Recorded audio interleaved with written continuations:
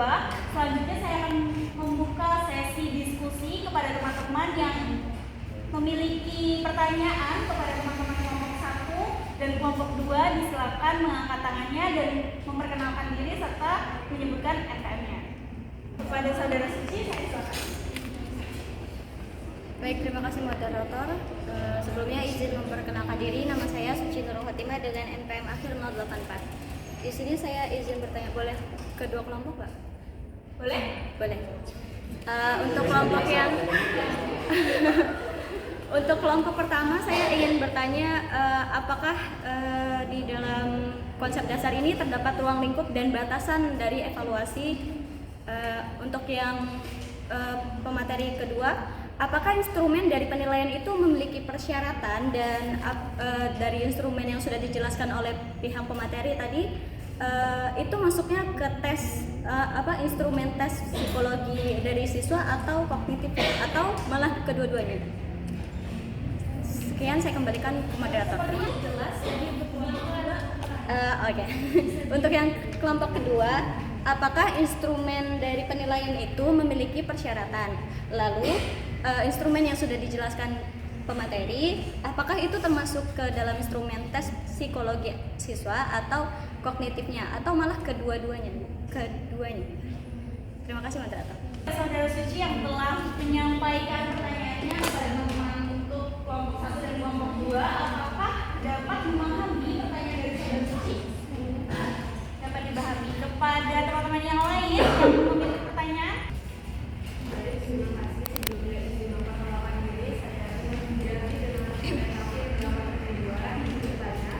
untuk kelompok 1 dan kelompok 2.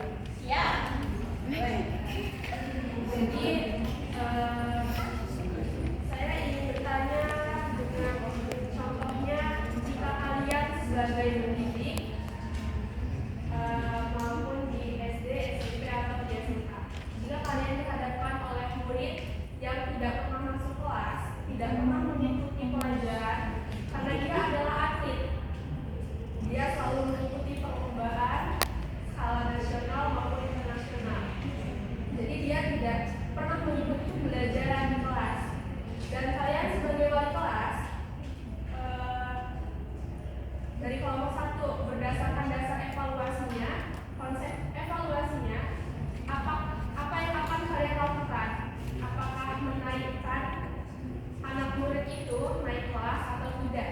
Dan untuk kelompok 2, berdasarkan instrumen penilaiannya, apakah kalian akan menaikkan anak itu atau tidak? Jadi seperti itu, terima kasih.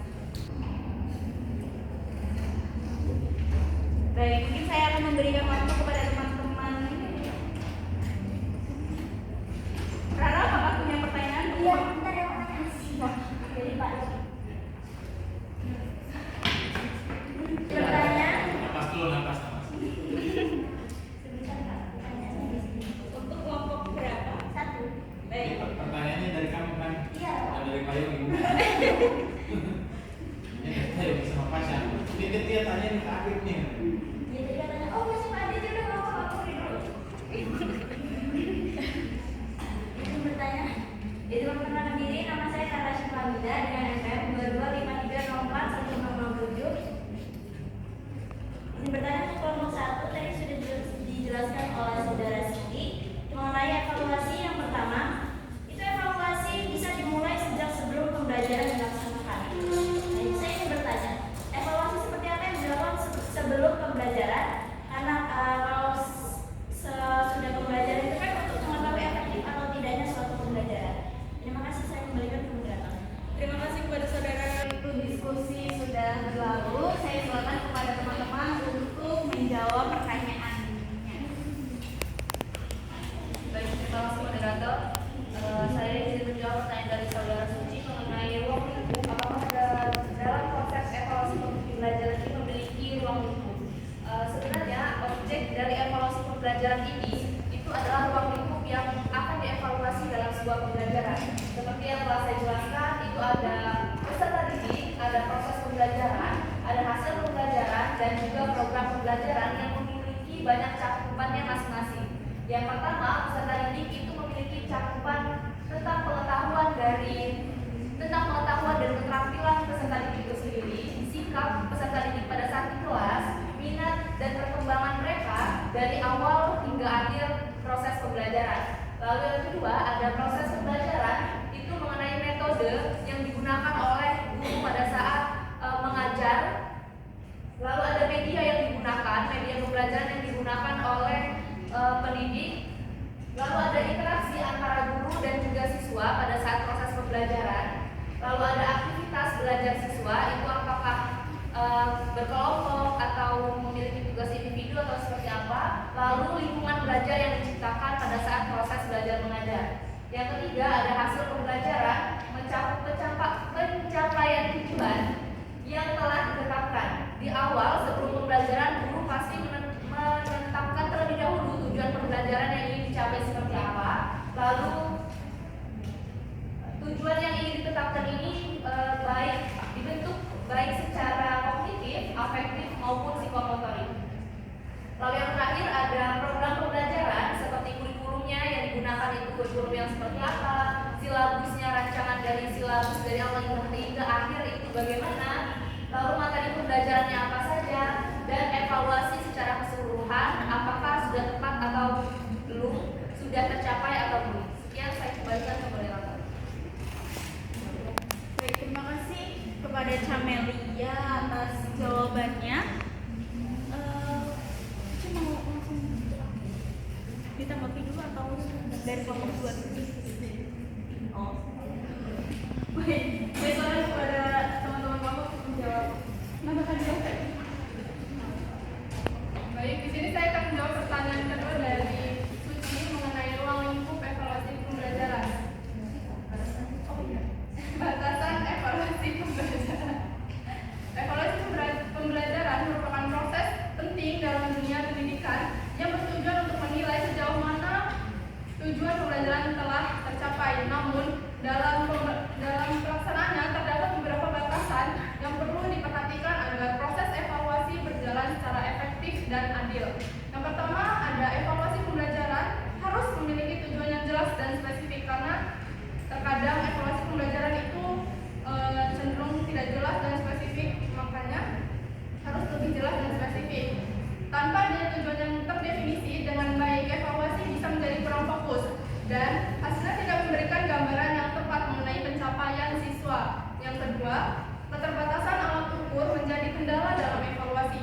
Tidak semua aspek pembelajaran dapat diukur secara kuantitatif, terutama yang berkaitan dengan nilai-nilai, sikap, atau keterampilan sosial, sehingga diperlukan alat ukur yang valid dan sesuai dengan tujuan yang ingin dicapai.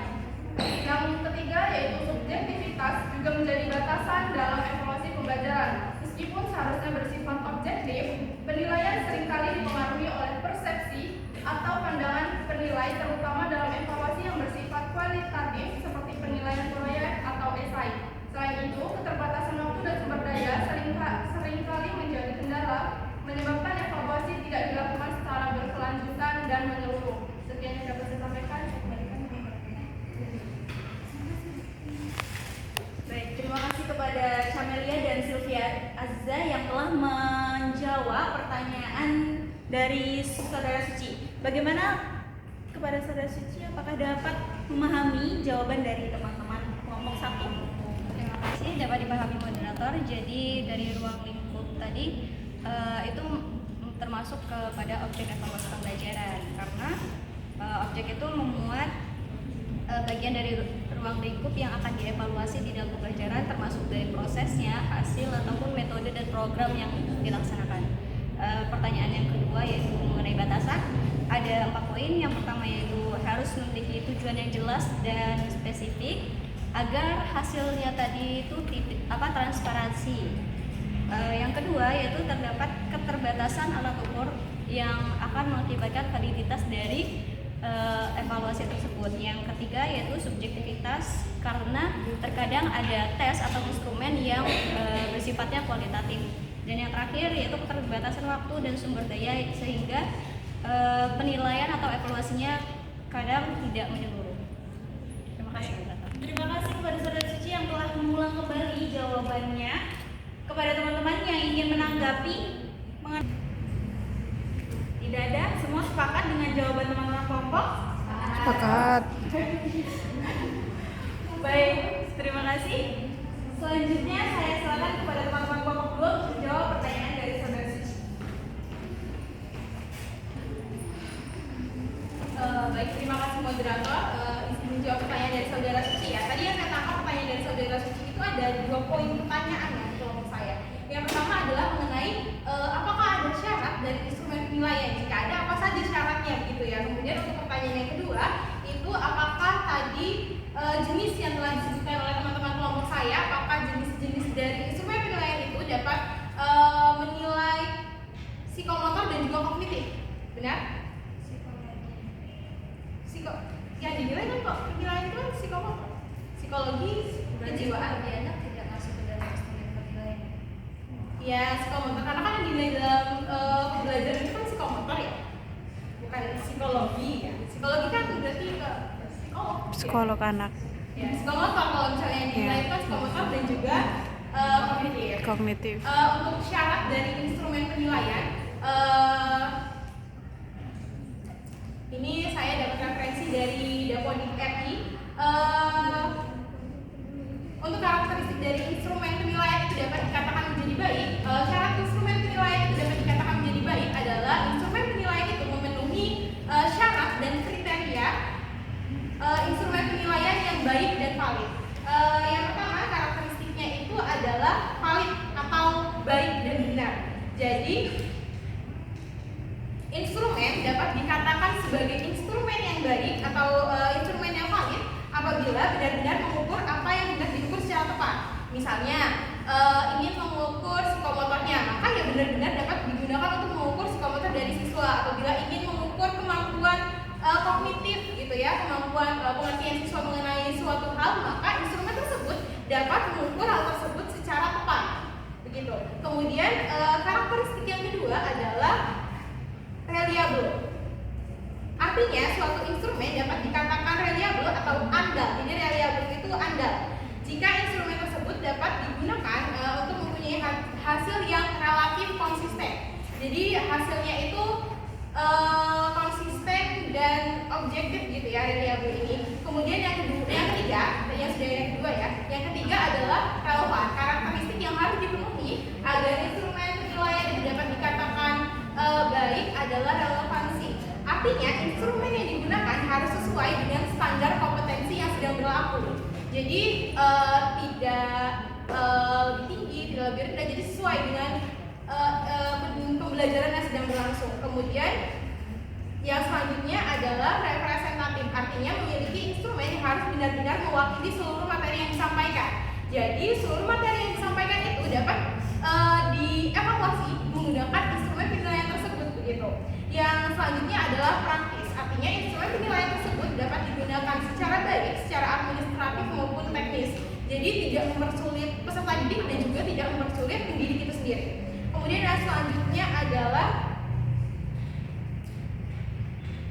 diskriminatif. Kenapa diskriminatif? Artinya instrumen itu harus dapat menunjukkan perbedaan-perbedaan antara peserta didik. Karena kan instrumen penilaian ini digunakan untuk menilai kemampuan siswa. Jadi diskriminatif yang dimaksud adalah instrumen penilaian tersebut dapat membedakan kemampuan antara siswa, dapat membedakan hasil antara satu siswa, satu peserta didik dengan peserta didik yang lainnya. Kemudian syarat yang selanjutnya adalah spesifik. Jadi instrumen penilaian itu harus dapat mengukur kemampuan siswa secara spesifik. Kemudian yang selanjutnya adalah proporsional. Artinya suatu instrumen harus memiliki tingkat kesulitan yang proporsional antara soal sulit dengan soal mudah. Jadi ada yang soal yang sulit, ada mudah, kemudian ada yang sedang biasanya. Kemudian untuk pertanyaan yang selanjutnya mengenai apakah jenis-jenis yang telah disebutkan oleh teman-teman itu dapat mengukur kemampuan psikomotor dan juga kemampuan kognitif siswa. Saya harap teman-teman sudah membaca makalah kami ya, yang sudah kami upload 2 hari lalu di Google Drive. Kalau misalnya teman-teman sudah membaca dari makalah kami, di instrumen tes itu digunakan untuk mengukur, menilai kemampuan siswa, kemampuan kognitif siswa.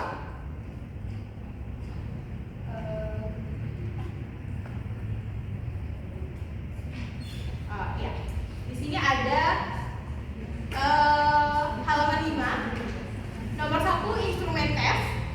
Bagian 1 tes objektif, kemudian juga ada pilihan jamak. Tes pilihan jamak adalah jenis tes objektif. Mohon maaf.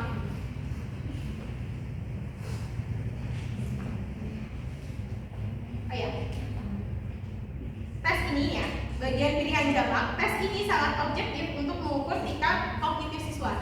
Jadi untuk tes instrumen tes yang tes objektif itu digunakan untuk mengukur kemampuan kognitif siswa. Kemudian untuk kemampuan psikomotor itu ada di halaman 8. Bagian nomor 2, instrumen non-tes. Hasil suatu pembelajaran tidak hanya menyangkut aspek kognitif, tetapi juga aspek afektif dan juga psikomotor. Jadi instrumen non-tes yang telah disebutkan oleh teman-teman saya tadi, yang telah dijelaskan oleh teman-teman saya tadi, digunakan untuk mengukur kemampuan psikomotor siswa. Jadi apakah jenis-jenis yang telah kami sampaikan itu dapat digunakan untuk mengukur kemampuan kognitif dan juga kemampuan psikomotor siswa? Ya jelas, karena yang namanya instrumen penilaian itu digunakan untuk evaluasi, untuk menilai semua hasil, semua hal di dalam suatu kegiatan pembelajaran. Jadi psikomotor dan juga kognitif itu termasuk ke dalam salah satu hal yang dinilai menggunakan instrumen penilaian yang akan dijelaskan. Demikian yang dapat saya sampaikan, saya kembalikan ke moderator. Terima kasih kepada Saudara Siti Nurhaliza. Apakah ada penambahan jawaban lagi? Baik, kepada teman-teman yang ingin menanggapi pertanyaan dan jawaban dari teman kelompok, saya silakan. Kepada Saudara Intan, saya silakan. Terima kasih moderator. Saya izin menanggapi dari jawaban kelompok 2 dari pertanyaan Suci. Tadi pas awal pertanyaan Suci itu apakah instrumen penilaian itu memiliki persyaratan dan dari penjelasan kelompok mengenai jenis instrumen masuk ke instrumen tes psikologi siswa atau kognitif. Nah jadi seperti itu. Tadi kan misalnya tuh sama juga kalau psikologi itu bukan, tapi masuk ke psikomotor. Dan menurut saya psikologi itu tetap ada pada penilaian, maksudnya instrumen penilaian, karena masuk ke penilaian sikap. Jadi di setiap jenjang jika tidak ada penilaian sikap dari psikologi, dari suatu kepribadian murid atau siswa, sepertinya itu kurang. Jadi saya tidak setuju dengan apa yang dikatakan Diza tadi bahwa hanya ada psikomotor dan kognitif. Dan setahu saya psikomotor itu adalah penilaian berdasarkan otak, kemampuan fisik siswa, dan kognitif itu pengetahuan daya berpikir siswa. Lalu untuk psikologi itu adalah penilaian sikap. Jadi saya kurang setuju dengan apa yang dikatakan Diza tadi. Jadi seperti itu. Terima kasih. Baik, terima kasih kepada Saudara Intan atas sanggahannya kepada teman-teman kelompok. Apakah akan Baik, ada yang akan menanggapi kembali kepada Saudara Camelia? Saya silakan. Baik, terima kasih moderator. Mengenai psikologi tadi, saya setuju dengan Saudara Intan karena seperti yang telah saya jelaskan, objek atau lingkup yang harus dievaluasi dalam pembelajaran itu termasuk juga aspek kepribadian.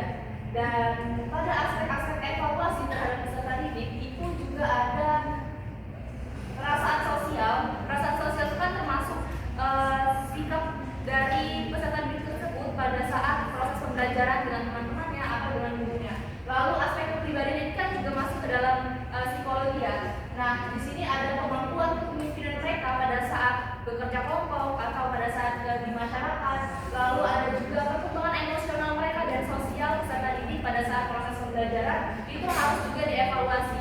Itu mengapa saya setuju dengan Saudara Intan kalau misalnya instrumen penilaian itu juga termasuk psikologi itu juga termasuk dalam instrumen penilaian karena masih bersangkutan dengan evaluasi dalam proses pembelajaran. Sekian saya kembalikan ke moderator. Baik, terima kasih kepada Saudara Camelia atas sanggahannya. Kepada teman-teman kelompok 2, apakah ingin menanggapi? Ya, saya silakan. Izin menanggapi ya tadi mengenai pertanyaan Suci mengenai psikologi, kemudian kita juga pemahaman jika disebut dengan psikologi ini, karena dia juga menjelaskan bahwa bisa kok itu disebut sebagai psikologi. Sebelumnya kita ngerti dulu apa sih itu psikologi. Psikologi itu adalah ilmu yang mempelajari dari perilaku, benar tadi mengenai sikap ya, karena sikap itu dinilai. Kemudian proses mental dan juga interaksi antar manusia. Jika misalnya membahas mengenai perilaku dan juga interaksi antar manusia itu dinilai dalam penilaian sikap. Karena kalau misalnya dalam pembelajaran itu ada yang namanya penilaian sikap, penilaian psikomotor, kemudian ada juga penilaian kognitif gitu ya, dan afektif gitu ya, itu ada.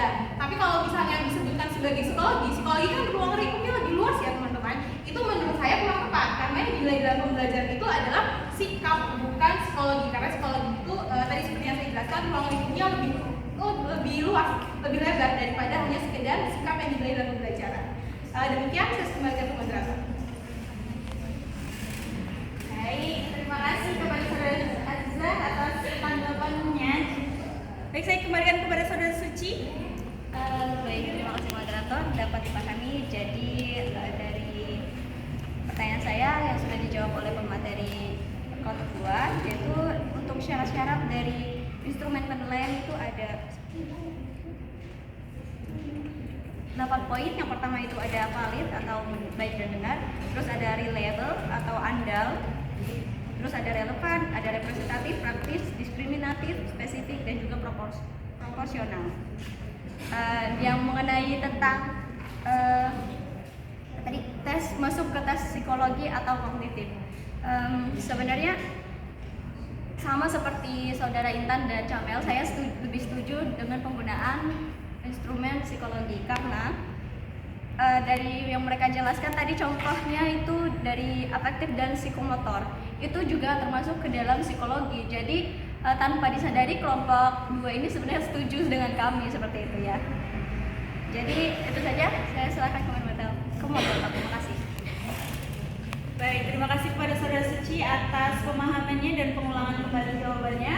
Kepada teman-teman kelompok, saya silakan untuk menjawab pertanyaan selanjutnya. Moderator, terima kasih teman-teman atas kesempatan yang diberikan.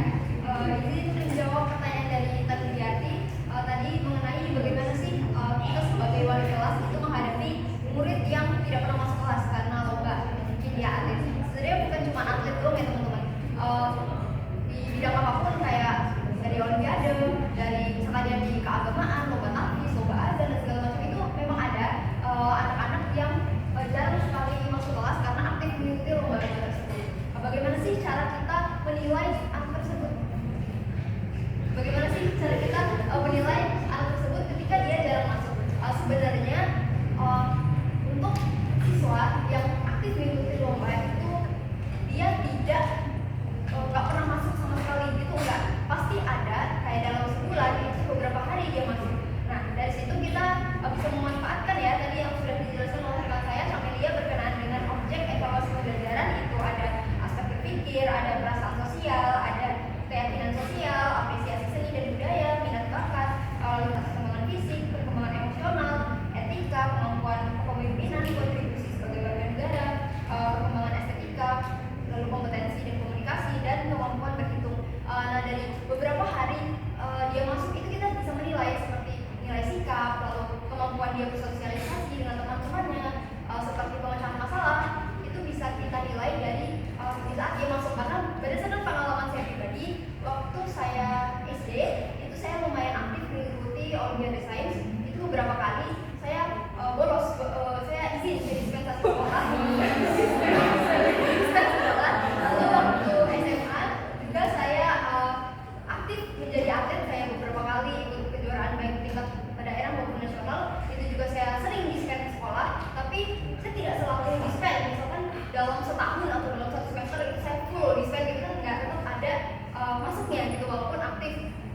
Lalu saya juga punya adik sekarang yang dia tuh aktif ikut lomba-lomba juga keluar, dan dia intensitas lombanya tuh jauh lebih sering daripada saya gitu, tapi dia tetap masuk ke kelas, tetap ada waktu-waktu untuk dia belajar di kelas. Nah dari situ kita sebagai pendidik itu bisa menilai karakternya dia, perkembangan emosionalnya dia, lalu tadi ada perasaan sosialnya dia, termasuk cara berinteraksi dengan teman-temannya, pemecahan masalah dan segala macam. Lalu untuk aspek-aspek lain seperti kognitifnya dia, kemampuan berpikir dan segala macam itu bisa kita nilai dari tugas-tugas yang kita berikan. Karena meskipun anak-anak ini aktif mengikuti lomba-lomba di luar sekolah dan sering tidak masuk kelas, tapi dia tetap harus mengerjakan tugas-tugas yang diberikan oleh gurunya.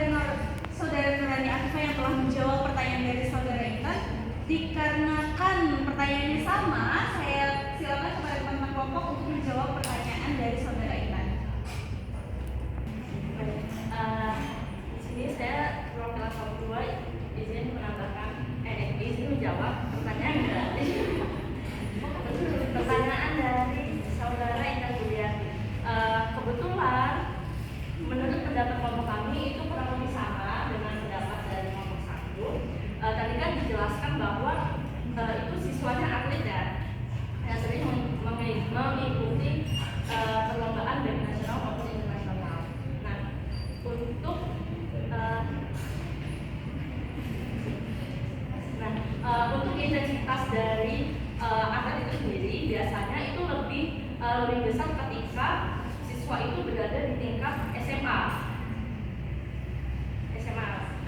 Nah, ketika siswa tersebut ingin serius menjadi atlet, itu biasanya itu diarahkan ke sekolah khusus atlet gitu. Nah, berdasarkan kalau masalah yang ditanyakan oleh Intan itu kurang lebih sama seperti yang disampaikan oleh rekan dari kelompok 1, bahwa siswa tersebut itu tidak mungkin dalam satu semester itu tidak menghadiri sekolah gitu, karena untuk perlombaan olahraga itu punya musim-musimnya sendiri gitu. Musim olahraga itu iya betul gitu kan. Kayak misalnya PON, atau kalau yang khusus tingkat internasional tuh kayak SEA Games atau Asian Games itu kan setiap 4 tahun sekali kan. Nah, seperti itu. Nah, jadi guru ini bisa melakukan penilaian ketika siswa tersebut tidak sedang mengikuti perlombaan itu. Nah, berdasarkan instrumen penilaiannya, guru itu bisa menilai siswa tersebut berdasarkan instrumen tes dan non tesnya. Sama aja. Dan untuk penilaian instrumen tes itu seperti yang tadi sudah dijelaskan ya, itu bisa dilakukan dengan beberapa alat ukur nilainya itu. Lalu untuk instrumen non tesnya itu guru bisa melakukan misalnya seperti observasi, seperti pengamatan terhadap sikap siswa ini ketika dia berada di sekolah, ataupun memberikan angket terkait tugas-tugas, memberikan angket terkait pengetahuan yang diketahui oleh siswa tersebut. Sekian, terima kasih. Baik, terima kasih kepada saudara Renita yang telah menjawab pertanyaan dari saudara Intan. Bagaimana teman-teman yang lain yang ingin menanggapi? Saya silakan. Oke, sepakat ya. Oke, baik. Saya kembalikan kepada saudara Intan. Apakah dapat memahami jawaban dari rekan teman-teman kelompok 1 dan kelompok 2?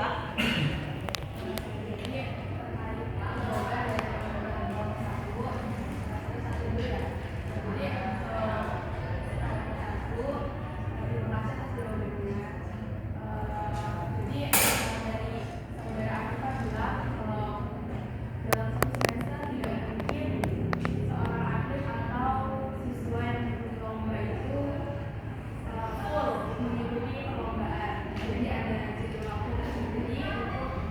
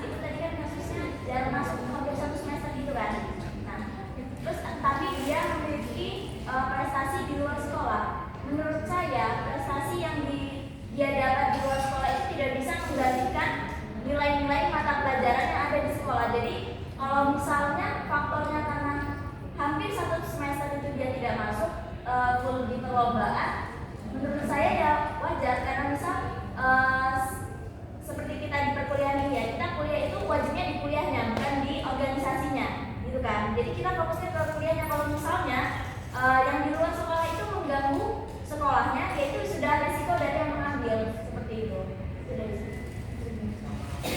Baik, terima kasih kepada saudara Rara yang telah menanggapi. Kepada teman-teman yang ingin menanggapi kembali, saya silakan kepada saudara Suci. Baik, terima kasih moderator. Saya juga sepakat dengan apa yang dikatakan oleh saudara Rara, karena di dalam penilaian alternatif pun tidak ada yang bisa dikategorikan dari hasil dia kejuaraan baik di nasional maupun internasional, karena di proses penilaian alternatif itu ada dari hasil tugas pekerjaan kelompok, dari pekerjaan rumah, terus juga dari proyek ketika dia terdapat praktik di saat pembelajaran itu berlangsung. Jadi untuk hal tersebut, kalau misalkan siswa itu dinaik kelaskan, mungkin cukup aneh ya, karena dalam evaluasinya nggak ada sama sekali yang bisa dihasilkan atau dinilai seperti itu. Saya kembalikan ke moderator. Baik, terima kasih kepada saudara Suci atas tanggapannya. Oke. Baik, terima kasih teman-teman dan Bapak ya atas diskusinya ya yang sangat panjang sekali. Panjang banget. Panjang jalan. Baik, saya silakan kepada kelompok 7 untuk menjawab pertanyaan yang salah. Kepada kelompok 1 saya silakan untuk menjawab pertanyaan terakhir. Baik, terima kasih moderator. Di sini saya akan menjawab pertanyaan dari Rara. Tadi Rara bertanya, saya kan tadi sudah menjelaskan bahwasanya evaluasi itu dilakukan sejak sebelum dilaksanakan pembelajaran. Nah, evaluasi seperti apa yang dilakukan itu ya? Nah, evaluasi yang dilakukan sebelum pembelajaran dilaksanakan itu disebut evaluasi diagnostik atau evaluasi awal. Nah, tujuannya adalah untuk mengidentifikasi pengetahuan awal, keterampilan, serta kebutuhan belajar siswa sebelum memulai proses pembelajaran.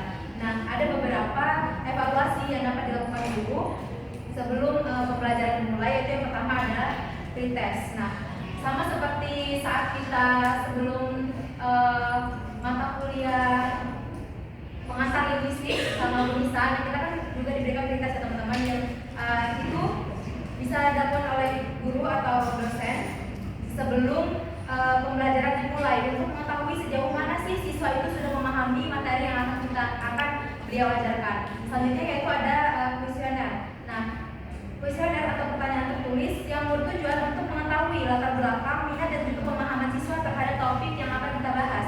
Selanjutnya yaitu ada wawancara. Nah, wawancara ini dilakukan seperti percakapan antara guru dan siswa untuk mengetahui pemahaman awal dan ekspektasi siswa terhadap materi yang akan dipelajari.